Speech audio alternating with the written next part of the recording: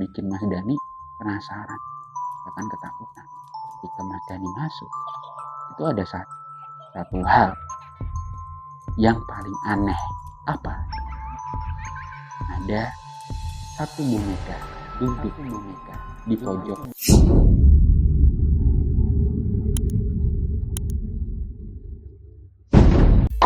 Oke, assalamualaikum warahmatullahi wabarakatuh. Sugeng Rahayu semuanya. Kembali lagi di channel Aksara Karsa bersama saya Bara. Sebelum itu, saya mau berdoa semoga yang di rumah tetap sehat selalu, dilimpahkan rezekinya dan juga dalam perlindungan Allah Subhanahu wa Ta'ala. Nah, kemarin saya nggak kelihatan sebulan ya. Banyak hal yang kemarin harus diselesaikan. Nah, sekarang kita ke cerita baru. Tapi pasti ada yang tanya nih, Mas, kapan solo hiking dilanjutin? Yang kemarin di Arjuno. Itu saya masih penasaran gitu. Kan mungkin ada yang kayak gitu kan. Tapi ya tahan dulu. Kita break dulu untuk yang Arjuno ya. Kita ke cerita pendek. Nah, cerita ini dari narasumber. Kalau nggak salah ini cerita udah lama sih. Saya baru buka DM-nya itu kemarin. Beberapa DM terus ada satu nih cerita yang menarik gitu. Dimana ceritanya ini tentang sebuah rumah yang besar ya, bisa katakan bukan rumah ya, kayak penginapan di situ. Tapi apa sih yang ada di penginapan itu? Pasti pada penasaran kan? Karena ini cerita horor, bukan cerita tentang lelang sebuah bangunan gitu. Oke, tanpa berlama-lama dan tanpa basa-basi, kita langsung aja ke ceritanya. Oke, ini berawal dari DM yang saya buka baru beberapa hari yang lalu. Di situ namanya kita sebut aja Mas Dani. Mas Dani DM kepada saya bahwa dia itu punya cerita tentang warisan. Sebenarnya warisan kan bisa berupa materi bisa itu apalah, pokoknya uang atau dan segalanya. Cuma di sini beda. Mas Dani ini anak sematawayang dan juga dulu orang tuanya memang punya beberapa penginapan. Nah, di situ ada satu penginapan yang itu akan diwariskan ke Mas Dani. Dan di situ ketika Mas Dani masuk ke penginapan itu ada hawa yang nggak enak. Nah, ini saya penasaran. Wah, ceritanya menarik nih. Tapi pasti juga itu ya, pasti dari teman-teman juga pasti penasaran juga. Kita langsung aja ceritanya ya. Mas Dani masih nyantai nih di meja kerjanya di rumah gitu kan. Nah, Mas Dani ini kerjanya seorang ya fotografer lah. Nah, di situ Mas Dani dapat telepon dari kerabatnya. Di situ Mas Dani ngangkat telepon, terus, halo, ini siapa? Sebut aja ini Pak Anto gitu kan, Pak Anto, kerabatnya Mas Dani. Halo, Pak Dianto, kenapa Pak D? Gitu kan. Tanya Mas Dani ke Pak Dianto. Di situ Pak Dianto bilang, Dan, kamu cepet ke sini ya, soalnya ini ada penyerahan sertifikat buat kamu. Nah, di situ kamu mau buat apa terserah. Soalnya ini dari pihak mungkin kayak tukang kebun dan beberapa pembantu lain lah yang ada di penginapan itu mau ketemu sama pemilik baru gitu. Karena pemilik lamanya itu adalah almarhumah ibunya Mas Dani tuh. Nah, di situ bergegas lah Mas Dani itu packing buat ke tempat penginapan yang akan diwariskan kepada Mas Dani. Singkat cerita, sampailah Mas Dani di penginapan itu. Ya, agak masuk sih. Tempatnya tuh agak masuk ke gang gitu. Jalannya nggak terlalu lebar. Dan samping kanan kiri, bahkan belakang, itu berupa kebun. Ada kebun pepaya dan juga beberapa kebun singkong. Di belakang itu full banget kebun pisang. Nah di situ ada perasaan yang nggak enak dari Mas Dani. Seumur hidup Mas Dani ini belum pernah diajak ke penginapan ini oleh orang tuanya. Padahal almarhumah dari ibunya Mas Dani ini adalah pengelola dari tempat itu, bahkan pemiliknya kan. Tapi nggak diceritakan bahwa punya rumah seperti ini atau penginapan yang sebesar ini gitu. Di situ ketemulah sama Pak No sama Bunah gitulah. Sebutnya tersebut seperti itu aja. Pak No sama Bunah.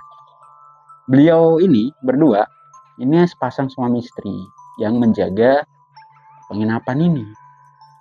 Itu dijelaskanlah pelan-pelan bahwa ada berapa kamar. Totalnya ada 24 kamar. Dan itu bukan seperti kamar kecil itu enggak. Jadi gimana ya maksudnya? Jadi bukan kamar yang kayak sepetak, 2 petak enggak. Itu gede. Kayak seperti kontrakan lah ya. Kontrakan dan dalamnya tuh full. Ada dapurnya, ada ruang tamunya, kayak gitulah pokoknya. Penginapannya bener-bener gede. Bahkan per ruangan ya itu ya. Per kamar itu seperti itu. Gede banget kan. Dan itu letter U ya.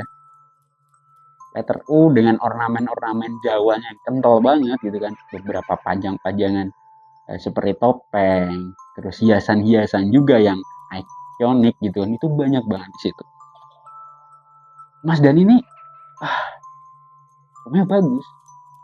Tapi ada kesan seperti kesan serem gitu loh. Bisa bayangin nggak? Itu rumah sebenarnya bagus.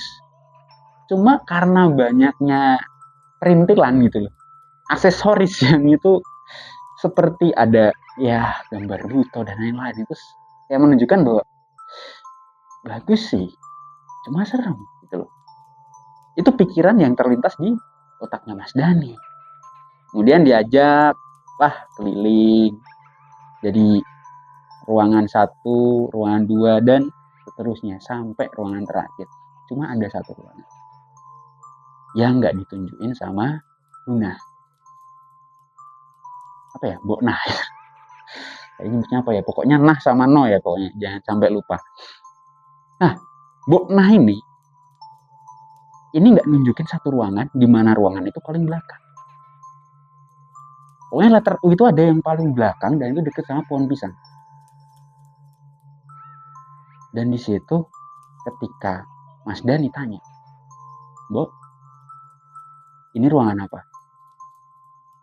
Katanya ada 24. Tapi kenapa yang ditunjukin cuma 23? Di situ timbul tanya dari Mas Dani.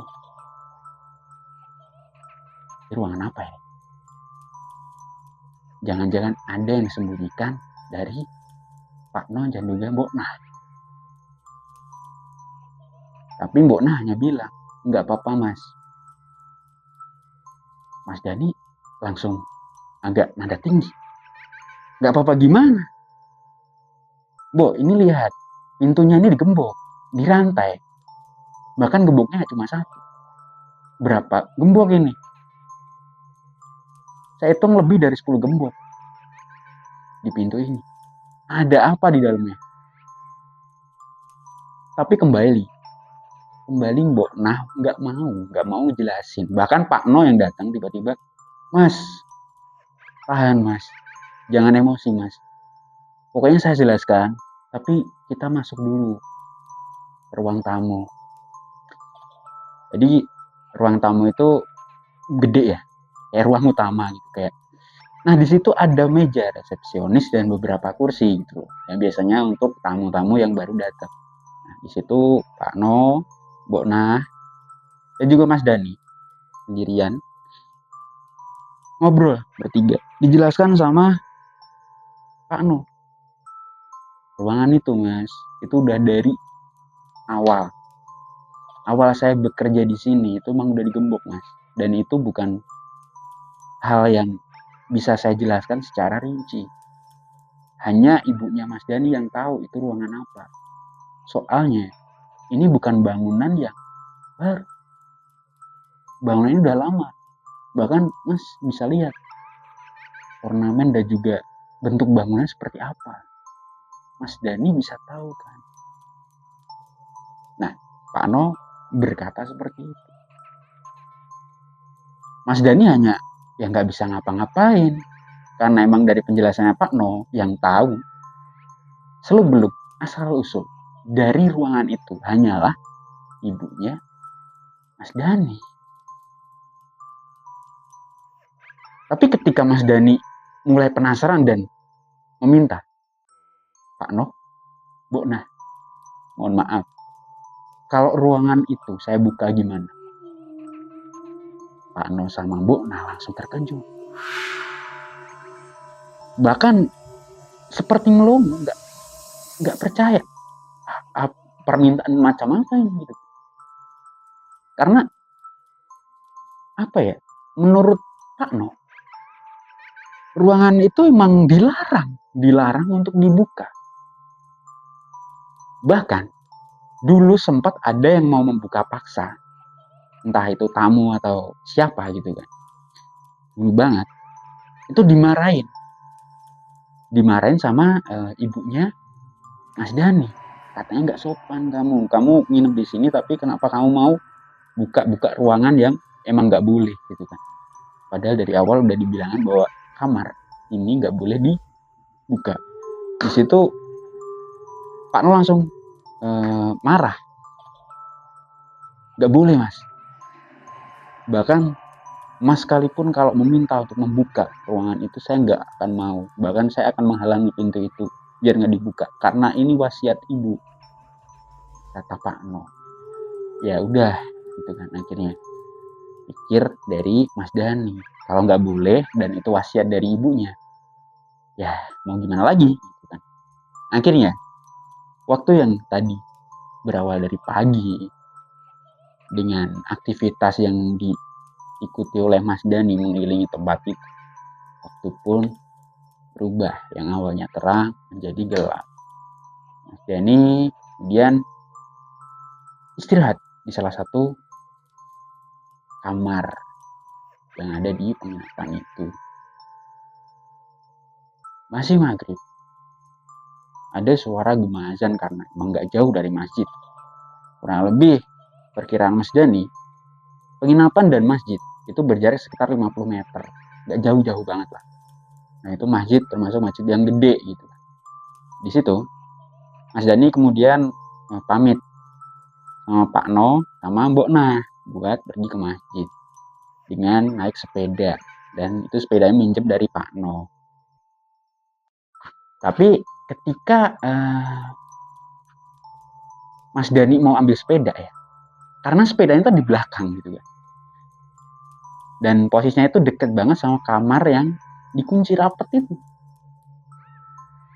Ada suara, bener-bener ada suara. Mas Dani ini cukup kaget. Suara itu bener-bener kencang. Padahal itu azan. Suaranya seperti tangan yang digedor-gedorin ke entah itu apa ya, seperti kayu ya. Duar. Keras banget. Bahkan itu bisa didengar sampai keluar penginapan mungkin, pikir Mas Dani. Karena Mas Dani nggak terlalu berani, akhirnya Mas Dani tetap ambil sepeda kemudian pergi menuju masjid. Singkat cerita, Mas Dani di masjid sampai Isya. Karena ada kajian gitu. Dan seperti ceramah itu kan yang panjang gitu, pertemuan entah itu acara di masjid, sampai Mas Dani pulang jam 8 malam. Di situ ketika baru sampai gerbang, Mas Dani dibikin lagi bikin kaget. Karena ada seseorang yang berjalan, cuma jalannya ngambang. Mas Dani penasaran dong, masa ada orang jalan ngambang gitu kan? Gak mungkin ada hantu gitu kan? Karena Mas Dani termasuk tipe-tipe orang yang gak percaya dengan mistis. Bahkan seumur hidupnya Mas Dani ini nggak percaya karena nggak pernah lihat. Kemudian Mas Dani mengikuti. Kalau emang bener-bener hantu, aku akan percaya ada yang mistis. Tapi kalau itu cuma halusinasiku, aku nggak akan percaya sama mistis. Itu ucapan Mas Dani. Diikutilah bayangan itu, yang samar-samar itu, dan itu kayak apa ya, pelan gitu, ikutin pelan-pelan juga sama Mas Dani. Dan ternyata itu hilang di tempat yang sepedanya Pak No itu diparkirkan gitu. Sepeda yang dibawa sama Mas Dani itu diparkirin, hilang di situ. Mas Dani bingung, mana? Halusinasi mungkin, pikir Mas Dani. Mas Dani letakin sepedanya, sepeda Pak No, di tempat semula. Tapi kembali lagi, ada suara.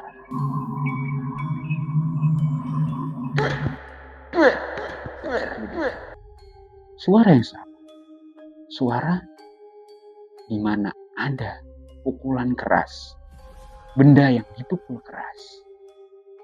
Dan itu berasal dari kamar yang digembok tadi. Agak merinding sebenarnya Mas Dani. Mas Dani ini meskipun nggak takut mistis, tapi dia itu penakut gitu. Ya karena nggak terlalu berani dan udah malam gelap gitu kan. Mas Dani udah ngeliat sepeda, kemudian balik ke tempat istirahatnya. Gitu. Tempat dimana kamar itu disiapin sama Pak No buat Mas Dani istirahat. Malamnya Mas Dani nggak bisa tidur, masih kepikiran sama ruangan tadi. Kenapa 2 kali Mas Dani dengar suara orang yang memukul benda dengan cukup keras. Ada rasa penasaran, tapi Mas Dani juga takut. Gimana ya? Aku nggak berani sebenarnya. Tapi kalau begini terus aku nggak bisa tidur. Ketika menghela nafas, itu ada suara gemerincing. Gemerincing depan, agak gimana ya, serem-serem lucu gitu loh. Karena gemerincingnya itu seperti penjual sate, kata Mas Dani. Dan itu di depan pintunya yang itu, pintu yang buat istirahat Mas Dani ya. Itu ada krincing ya. Yang kalian mungkin pernah dengar suara gemerincing yang bisa penjual sate itu kan, sate Madura itu yang pakai gerobak kan ada suara krincing gitu kan. Mirip kayak gitu, kata Mas Dani seperti itu ya. Penasaran, tapi gimana gitu kan. Agak ngilu-ngilu gimana. Nah, kata Mas Dani agak ngilu-ngilu gimana gitu kan. Akhirnya ya dengan rasa ya mungkin keberanian yang gak terlalu besar gitu, Mas Dani buka pintu dan apa yang dia temuin? Banyak kunci. Dan itu satu lingkaran itu isinya kunci semua. Kemudian diambil kuncinya. Mas Dani bingung. Ini kunci apa? Kok ditaruh di sini? Dan di kuncinya itu emang ada itu ya. Ada kayak kemerincing gitu kan. Yang aksesoris kerincingan gitu kan. Gedenya segini. Itu ada seperti aksesoris yang ya ini buat penanda kuncinya. Banyaknya kunci ini ditandai dengan apa namanya? Ya itu aksesoris yang kemerincingan itu, yang apa ya?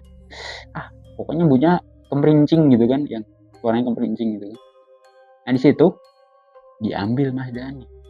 Tapi ada kayak terlintas di pikiran Mas Dani ini buat datang ke ruangan yang dilarang itu, yang banyak gemboknya. Jalanlah Mas Dani ke situ. Pelan jalan. Lorong ya gelap. Lampu itu kan ya gimana, lampu saking luasnya kan lampu itu nggak bisa menyinari semuanya ya. Otomatis emang ya remang gitu. Tapi tetap Mas Dani itu bertahan buat berani. Pelan-pelan jalan. aduh, kok gelap ya? Apa lampunya nggak dinyalain sih? Yang ruangan itu, ya masa gang ruangan itu nggak di itu ya, nggak dikasih lampu, pikir Mas Dani. Untung Mas Dani bawa HP kan. Mas Dani pakai flash buat nyinarin. Dia carilah stop kontak gitu kan, yang mungkin itu yang buat memantik lampu gitu kan. Cari, ada nih, dinyalain awalnya, cetet, ada suara kayak zeret nih, kayak listrik yang konslet gitu kan. Tapi alhamdulillah Mas Dani cukup mengucapkan alhamdulillah ketika lampu itu nyala. Dan anehnya, tapi ketika pas lampu itu nyala, ada seseorang yang masuk ke ruangan yang dikunci itu, dan gemboknya itu udah kebuka. Tapi ketika Mas Dani mau lari, gitu kan, mau dibuka, gak bisa, pintu itu kekunci, gak bisa. Mas Dani kan lihat gemboknya itu udah kebuka semua dan ada orang yang masuk. Cuma ketika Mas Dani mau buka, gak bisa. Dan ketika dilihat lagi, gemboknya itu masih ngunci, bener-bener masih ngunci. Di situ ada mungkin lubang kecil ya, lubang kecil. Ini ada lubang nih. Mas Dani mikir, ini kalau aku ngintip di dalam ada apa, bisa nih gitu kan, biar aku nggak penasaran gitu kan, ucap Mas Dani dalam hatinya gitu kan. Di situ kan ada lubang yang agak pokoknya kecil, satunya tuh agak gede, satunya kecil gitu kan. Gedenya paling segini gitu kan, yang satunya tuh agak ya mungkin lebih kecil lagi. Di situ satu flashnya itu diarahin ke lubang yang satu, terus Mas Dani itu melihat dari lubang satunya nggak ada apa-apa. Tapi ketika Mas Dani nggak lihat ke dalam di lubang itu, ada suara gitu. Mas Dani kaget dong, karena emang jadi ketakutan. Ya udah, Mas Dani lari ke tempatnya lagi, langsung tidur. Udah nggak mikir lagi Mas Dani, takut kan. Nah, singkatnya pagi hari, udah pagi sekitar jam 8, Mas Dani baru bangun. Di situ ketika buka pintu, kaget Mas Dani. Bukan penampakan, melainkan ada Mbok Nah gitu. Nah, ada Mbok Nah yang nawarin sarapan. Mas Dani, sarapan udah jadi dari jam 6 tadi. Mau saya angetin nggak? Soalnya tadi saya bangunin, saya ketok pintu, Mas Daninya nggak respon. Oh ya Bu, ya. Diangetin aja, nanti saya segera buat sarapan gitu kan. Nah, Dani mandi, kemudian berjalan menuju dapur buat sarapan. Selesai di situ, ada pikiran yang mengganjal dari Mas Dani. Apakah itu ya kunci yang ada di depan kamarku? Itu kunci yang ada di ruangan yang lah mau mikir capek gitu kan, ucap Mas Dani dalam hatinya. Dan Mas Dani selesai makan sarapan gitu kan, balik lagi ke ruangannya buat tidur-tiduran lah, dan entah ngapain gitu Mas Dani. Sampai itu jam 10 ada kayak orang yang ketika Mas Dani mau rebahan, mau nutup mata dikit gitu kan, enggaknya sampai mikir nanti mau itulah bahasa Jawanya itu leyeh gitu kan, atau nyantai gitu, nanti azan baru bangun gitu kan, azan zuhur baru bangun. Di situ ada suara yang ngomong, entah ya Mas Dani dapat suara ini dari mana, tapi ada yang ngomong ke telinganya, aku tunggu. Pokoknya ada suara, aku tunggu, bukalah gemboknya. Suaranya mengatakan bahwa aku tunggu, bukalah gemboknya. Ditunggu, buka gembok yang mana? Belum paham Mas Dani, belum. Tapi ketika Mas Dani ini udah mikirnya, waduh, baru sadar, jangan-jangan ruangan tadi. Tapi memang ketika Mas Dani ini ke ruangan tadi mencoba buat ya nyocokin gemboknya ya sama kunci-kunci yang ada di lingkaran itu ditemuin depan kamarnya, itu pas itu bisa iseng Mas Dani, penasaran dalamnya ada apa ya. Pelan satu persatu dengan rasa penasaran Mas Dani gembok dibuka sampai itu bener-bener rantai itu yang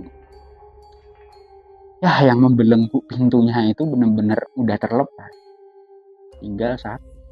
Tapi ketika kuncinya mau dimasuk dan mau dibuka, ada suara yang keras banget, kayak suara nabrak pintu buar gitu kan. Kaget kan Mas Dani kan, apaan sih itu? Jangan-jangan ada musang nih kan, pikirannya Mas Dani seperti itu kan, jangan-jangan ada musang di dalam.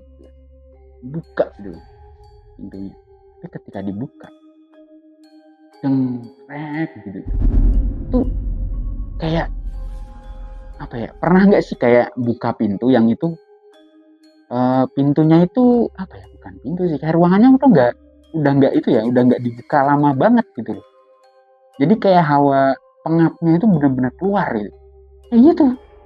Mas jadi ngerasa baunya pengap banget kan, debu-debunya itu ikutan keluar gitu.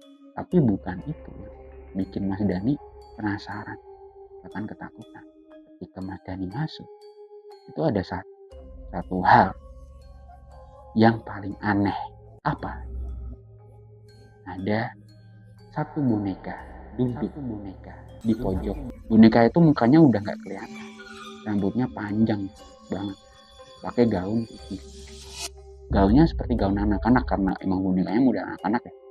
Dan situ ketika boneka itu dipegang, itu Mas Dani kayak ngerasain flashback di mana boneka itu sempat digendong sama ibunya dan ada satu anak yang digandeng.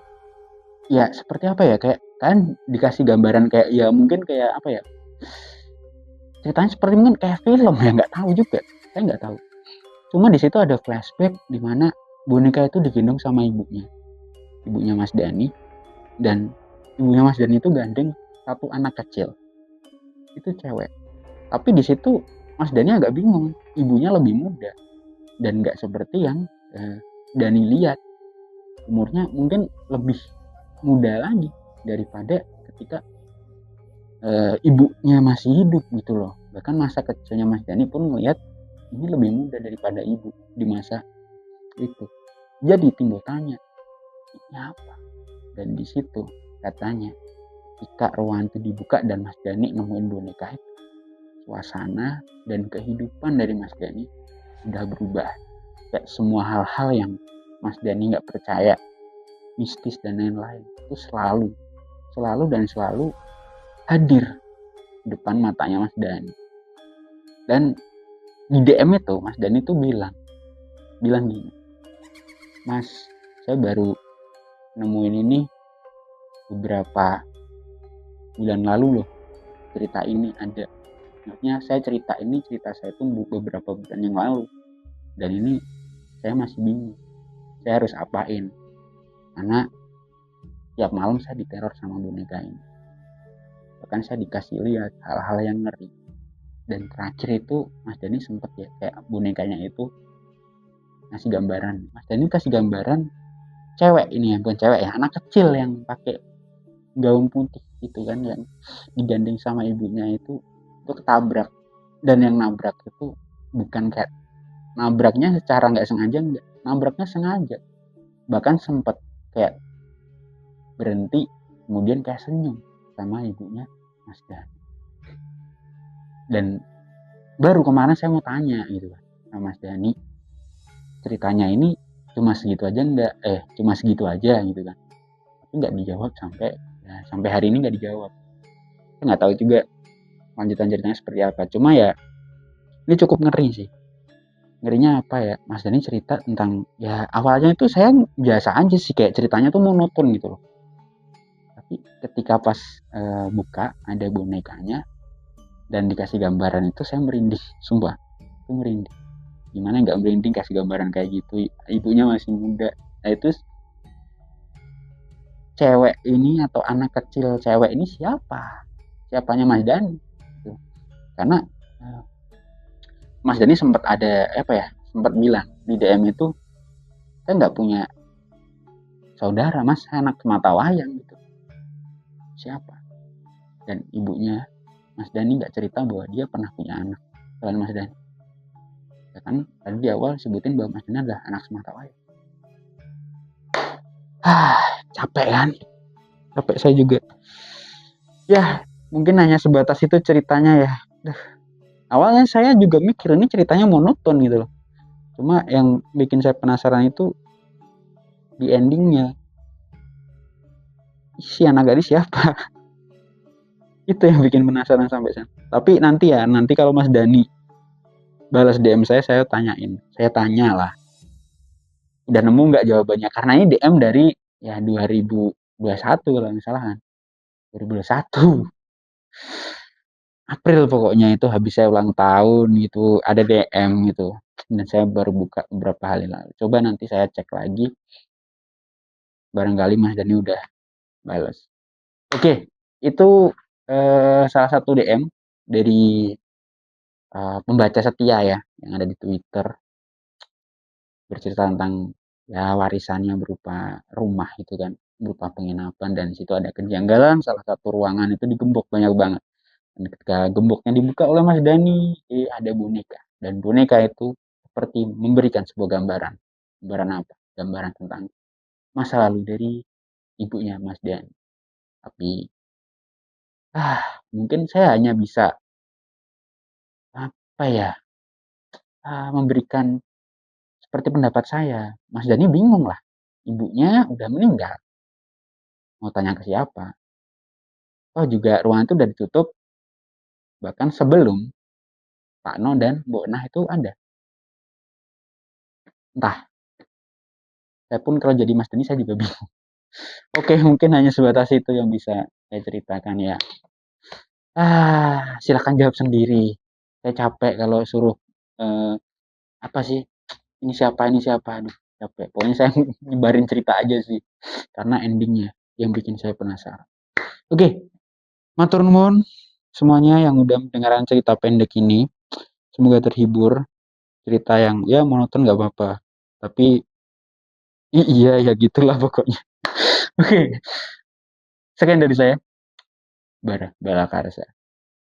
Jazakumullah khairan. Akhirul kalam. Wassalamualaikum warahmatullahi wabarakatuh. Sampai jumpa di video selanjutnya. Bye bye.